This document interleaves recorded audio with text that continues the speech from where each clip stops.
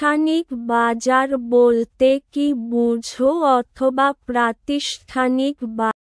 প্রাতিষ্ঠানিক বাজার বলতে কি বুঝো অথবা প্রাতিষ্ঠানিক বাজারের সংজ্ঞা দাও।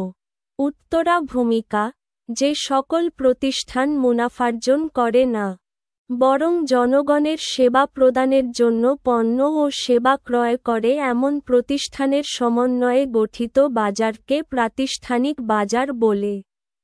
যেমন স্কুল, হাসপাতাল, নার্সিং হোম, জাদুঘর, মসজিদ ইত্যাদি। নিম্নে প্রাতিষ্ঠানিক বাজারের কিছু সংজ্ঞা দেওয়া হল। ফিলিপ কোটলার এবং গ্যারি আর্মস্ট্রং এর মতে, স্কুল, হাসপাতাল, নার্সিং হোম, কারাগার এবং অন্যান্য প্রতিষ্ঠান যারা জনগণের কল্যাণার্থে পণ্য এবং সেবা প্রদান করে তাদের সমন্বয়ে প্রাতিষ্ঠানিক বাজার গঠিত। এ প্রসঙ্গে স্টিভেন জে স্কিনার বলেন, প্রাতিষ্ঠানিক বাজার হচ্ছে অব্যবসায় অথবা অমুনাফাভোগী প্রতিষ্ঠান যারা অব্যবসায়িক উদ্দেশ্য অর্জনের জন্য তাদের কার্যক্রম এগিয়ে নিয়ে যায়।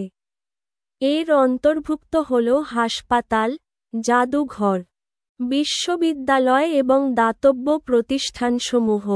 উপসংহার: পরিশেষে বলা যায় যে, প্রাতিষ্ঠানিক বাজার হল ব্যবসায়ী ও অন্যান্য প্রতিষ্ঠান তথা বিভিন্ন সেবাদানকারী ও মুনাফাভোগী এবং অমুনাফাভোগী প্রতিষ্ঠানের সচিত্র রূপ।